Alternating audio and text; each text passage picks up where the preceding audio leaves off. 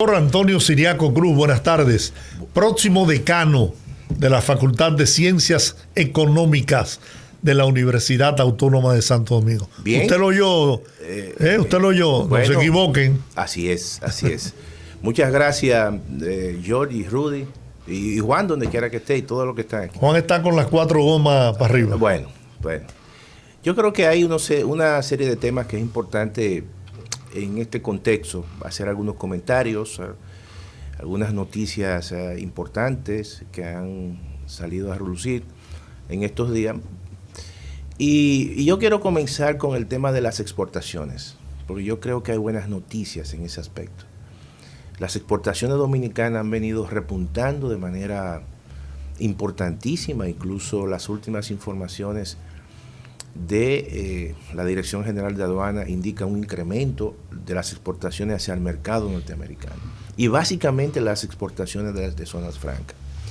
Y eso es un dato importante dentro de este proceso de recuperación que nosotros hemos venido señalando como parte de ese incremento de la actividad económica en los Estados Unidos. Y está por demás decir todo el crecimiento de las remesas de los dominicanos, de la diáspora dominicana en ese territorio, que también es una noticia importante en términos de cómo la actividad económica en los Estados Unidos se está reflejando en la República Dominicana. Igualmente yo creo que también hay otras noticias que uno tiene que señalar, y es el repunte del turismo. Ya se está reflejando poco a poco. Ya la República Dominicana ha recibido más de 1 millón de turistas. Eso es una muy buena noticia, porque está reflejando todo el proceso de vacunación de los países donde la República Dominicana, o de donde proceden los turistas hacia la República Dominicana. Yo creo que esos son datos importante. Ahora, hay otros datos que son riesgos, hay que ponerle mucho caso, que es el caso, por ejemplo, de todavía los commodities, las materias primas,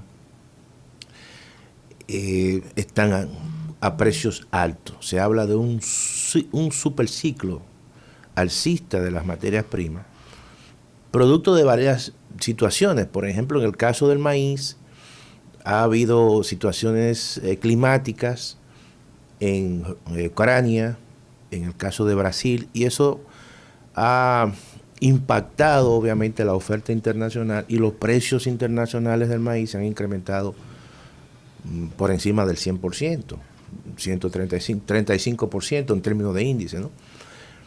Igualmente que otras materias primas también se han incrementado. Eso no es una buena noticia para el caso dominicano, porque todos sabemos que hay muchos productos de origen agropecuario que tienen un peso importante en la canasta básica familiar, que dependen mucho de esos insumos. Otra noticia que yo creo que también hay que darle mucho seguimiento es la volatilidad, pero con una tendencia alcista de los precios del petróleo. Y cuando se incrementan los precios del petróleo, tampoco es una buena noticia. Todos sabemos cómo eso se traduce y se transmite en los precios de los combustibles. Todos sabemos que cada semana, en las últimas semanas, ha habido un incremento en los precios de los combustibles constante. Y eso también tiene un efecto transversal en el transporte, la canasta básica, productos básicos. Y esos son elementos que nosotros tenemos que establecer en esos balances de riesgos y darle seguimiento, porque la recuperación de la economía, evidentemente que ha venido poco a poco siendo una realidad, sin embargo, está sometida a esos riesgos. ¿Y por qué yo digo todo esto? Bueno, porque hay que tomar nota con respecto a las reformas que se hagan en este contexto. Hay que tener mucho cuidado, y yo he sido reiterativo en esta situación de que pienso que no es el momento para hacer o ejecutar una reforma de carácter fiscal en la República Dominicana. Todo parecía que el gobierno estaba decidido a implementar en este año los primeros pasos para una reforma. Yo recuerdo que hace un par de semanas, conversando con usted, doctora, que usted decía precisamente que no era el momento. Claro. Lo reitera en el día de hoy. El ministro administrativo de la presidencia, que en un momento había dicho que era impostergable hacer esa reforma en este año, ha variado un poco esa posición, indicando que no es el momento y que eso se va a postergar más adelante. Sin embargo, ¿es la reforma fiscal la solución del problema impositivo en República Dominicana y del problema de la disminución de los recursos del Estado para enfrentar la situación económica? Mira, yo pienso que es un combo, Georgie y Rudy, porque fíjate que nosotros hemos hecho no pactos fiscales, sino reformas fiscales. Sí, tributaria. La mayoría. La última fue la de 2012, se hizo una en el 2007.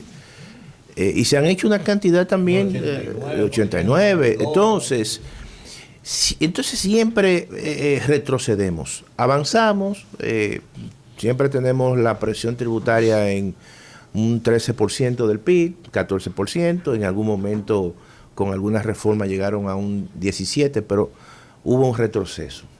¿Pero por qué ocurren estos retrocesos? Y ahí viene un elemento que no es per se de reformas o más reformas, sino de un problema que yo creo que nosotros tenemos que atacar, lo que es la evasión fiscal. Más del 40%. Sí. Admitido por la sociedad. Sí. Y eso es un elemento con cierto nivel de complejidad, porque estamos involucrando ahí muchas cosas. Estamos involucrando incluso cómo la administración tributaria puede tener capacidad para incorporar muchas actividades, incluso actividades que son nuevas, que se hacen a través de las redes, que se hacen virtuales, el teletrabajo, incluso muchas transacciones que se hacen a través de criptomonedas, que uno se sabe allí qué monto, qué cantidad, quiénes lo hacen. Y son situaciones que en un momento determinado, y quizá en el próximo programa, vamos a desarrollar, porque es muy importante, señores, cómo estas actividades están cada vez más presionando incluso a los mismos bancos centrales. Y ya hay más de 50 bancos centrales que están pensando en establecer, por ejemplo, una moneda oficial con respaldo del gobierno, pero de manera virtual o digital. No, oye Rudy, oye Georgie, no se puede dudar que en los próximos 10 años exista el peso virtual o el peso digital o el peso electrónico. No se puede dudar, porque las transformaciones que se están dando van muy rápido. Entonces, hay muchas situaciones que han generado son muy porosas. Mire, esto va tan rápido que se prevé que la energía eléctrica se pueda transmitir de manera digital. Sí. Que no haya necesidad de algún tipo de cable, nada por sí. Telefónicas y eso. Igual que yo me he quedado con la boca abierta. Claro. Así es. Ojalá que ese sea uno de los resultados del famoso pacto eléctrico, que yo no sé qué no, que ha quedado en el limbo porque se firmó, pero no se sabe si se está aplicando o no se está aplicando. ¿Y cuáles son los resultados? ¿Y cuáles son los resultados? Porque yo creo que a eso hay que darle seguimiento. Hay que darle seguimiento. Yo en estos días estaba pensando, pero ven acá, ¿cuáles son los resultados del pacto eléctrico? Se está llevando a cabo cada uno de los elementos, puntos que se firmaron. Que fueron acordados. Entonces, me subió la luz 3,000 y pico de pesos más de la factura que me llegó antes de ayer. Entonces, y mi consumo igual. sigue siendo el mismo. Igual. No ha variado. Yo no sé en qué puede haber variado. Claro. Entonces, yo pienso que en esta situación, evidentemente que hay que, como he dicho, hay elementos que establecen riesgos. Hay que cuidar bien la recuperación. Yo creo que, vuelvo y reitero, nosotros tenemos un golpe de suerte con toda esa expansión que va a tener y está teniendo la economía norteamericana. Y siempre hay que hacer un balance de riesgos, así es. Y qué bueno que quizá el gobierno reflexionó, algunos funcionarios, en el sentido de que vamos a ver, vamos a esperar, porque viendo también otros ejemplos de otros países, también eso pone a uno a pensar. Y yo te voy a decir una cosa, al final, quien va a pagar es la clase media. Mire, eso sin lugar a dudas. Yo siempre he escuchado el tema, y es cierto, de la evasión, como uno de los factores Sí, es así. básicos. Pero, ¿por qué se produce la evasión? Eso tiene una motivación. ¿Qué motiva al ciudadano? Porque yo le digo algo, en Estados Unidos, por ejemplo, caramba, y no quisiera compararlo, no quiero ahora que piense que estoy soñando en el Nueva York chiquito de Leonel Fernández, no. Yo lo que me pregunto, ¿por qué allá a usted no tienen que llamarlo ni decirle, mire, venga? Allá la gente paga, aquí te cobran. Pero lo que pasa es que tú te sientas en una laptop, llenas un formulario simple, sencillo, y pagas tus impuestos y punto. Y hay de aquel que se atreva a engañar al fisco. Porque pero ellos te mandan un cheque de 11 centavos. te lo devuelven. Aquí no. Pero aquí te mandan una rectificativa para cobrarte 3,000 pesos más. Y no eso. Tú allá llamas a consultar cualquier cosa y te dan la solución y te explican. Aquí tú tienes terror de ir a la Dirección de Impuestos Internos, porque tú dices, pero si voy ahí me va a encontrar 20 periquitos que yo no vine a buscar. Te puedes meter en un lío. Pero déjame decir una cosa, Georgie.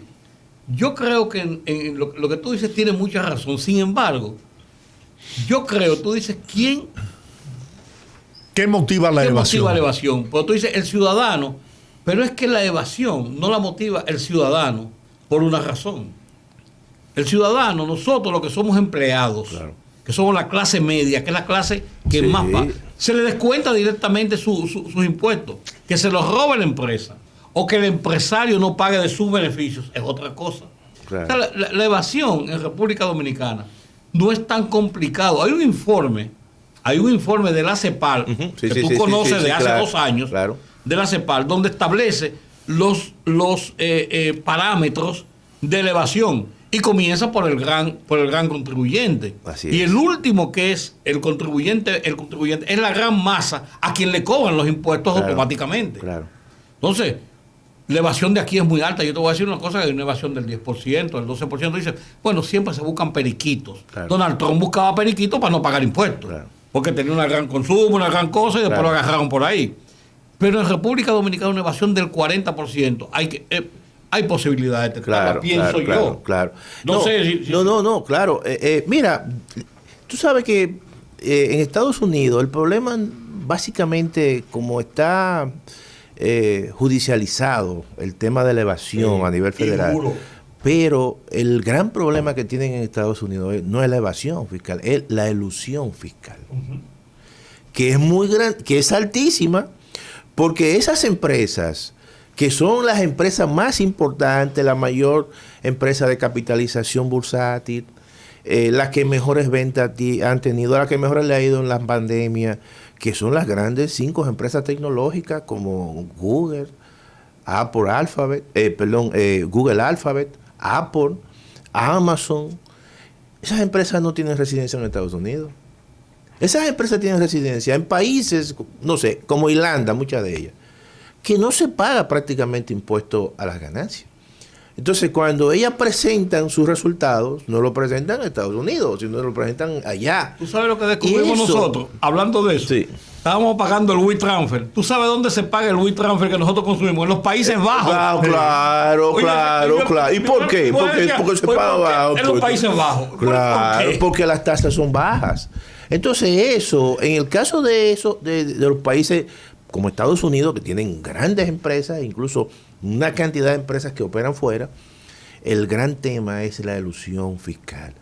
Crean muchos mecanismos sofisticados de registro contable, contabilidad creativa, y entonces muchas veces los estados no saben y dicen, bueno, pero tienen vamos a decir, la percepción, pero no tienen la prueba. Ahora es cierto que la presión tributaria en el país es baja. No, claro. Quizás nos supera solamente, creo que Guatemala en Centroamérica. Sí, Guatemala. Después todo el mundo tiene presión 16, 17. Y algunos 24. Algunos hasta 24, correcto. Entonces, yo siempre he enarbolado y he escuchado, porque era un pensamiento del presidente Balaguer, que se obtienen mayor recursos, pago de impuestos, cuando se mayor recaudación, claro, correcto, cuando usted pone tasas más bajas de impuestos. Eso es cierto.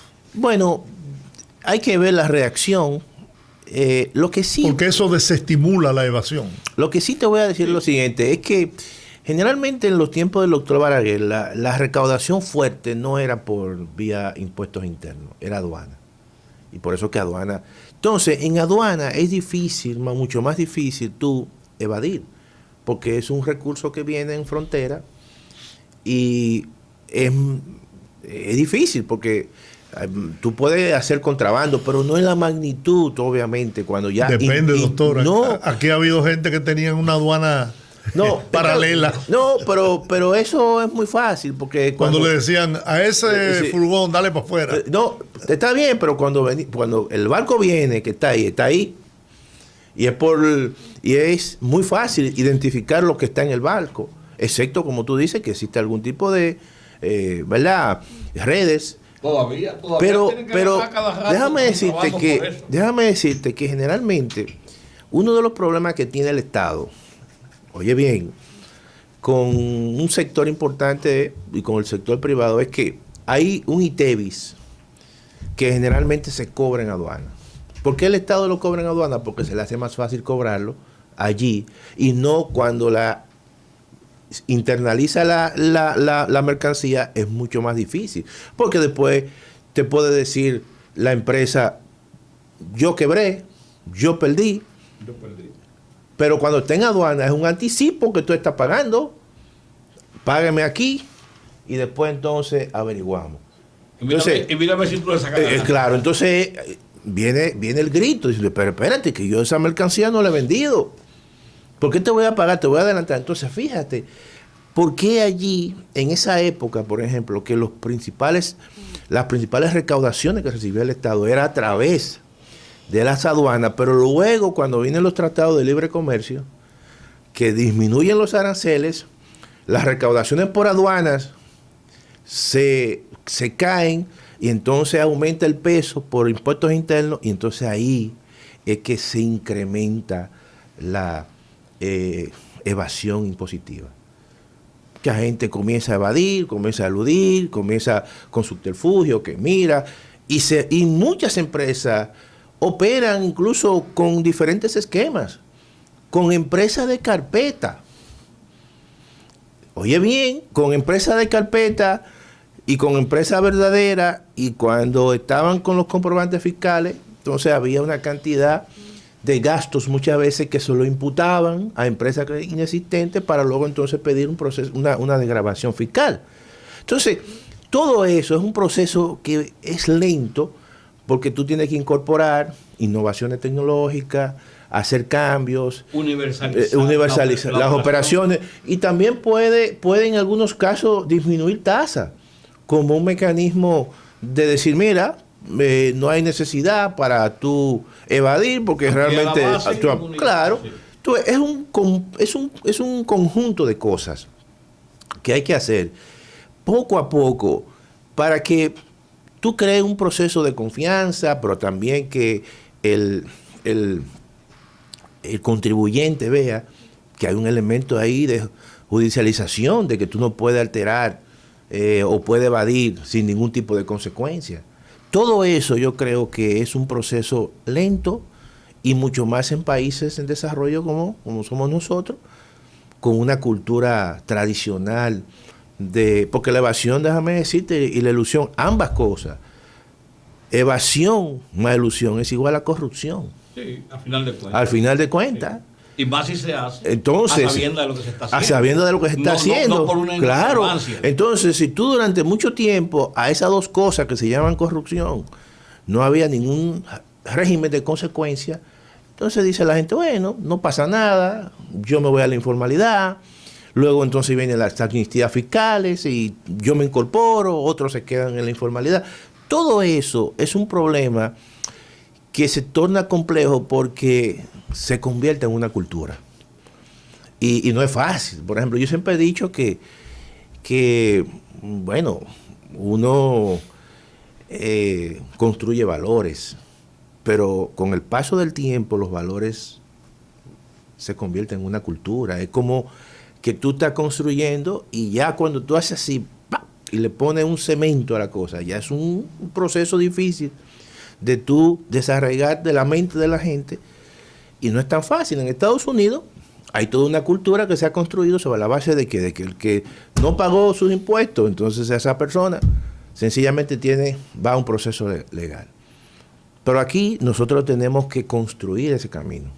Y por eso tenemos esos avances y retrocesos, entonces nos damos cuenta de que al final como que no avanzamos a la velocidad que queremos. La parte positiva, la parte legal final, es la excepción, que debía ser la regla. Exactamente. Usted la violó, esa debe ser la regla. Esa debe ser la regla. Aquí la excepción. Es así. Si usted tuviera que asesorar al presidente de la República, Luis Abinader, en el diseño de una política económica en este momento, ¿qué usted le sugeriría? No, yo creo que en este momento el gobierno tiene que acomodar lugar a aumentar el gasto de capital. En la parte... La inversión se ha reducido pública. 8%. Sí. ¿Tú sabes por qué? Eso es, mire, ¿Tú sabes por preocupante. Qué? Claro, tú sabes por qué, Giorgi. Porque en un contexto de recuperación, cuando tú inviertes, tú creas capacidad productiva. Y eso al final no solamente incrementa el empleo, sino también que mejora la eficiencia de la economía. Cuando tú haces una carretera, cuando tú haces mejora un puerto, amplía, por ejemplo, no sé, una infraestructura, instala una planta, tú estás mejorando, disminuyendo los costos de transacción para cientos de empresas y facilita realmente la comunicación a miles de ciudadanos. Y yo creo que eso debe ser el gobierno debe establecerse una meta. Fíjate que aquí la experiencia que se tiene, por ejemplo, cuando el doctor Balaguer, en un momento determinado, aquí se llegó a gastar, la composición era el 55% del presupuesto, era inversión pública, inversión de capital, y el 45%, claro, fue un exceso en ese sentido, pero caímos entonces en el otro extremo, en el extremo de 8, ¿verdad? De aquí para sí. Caímos en 85 gasto corriente y 15% gasto de capital. Pero ahora estamos nosotros en 95 prácticamente gasto corriente y 5% de capital. Eso no puede ser.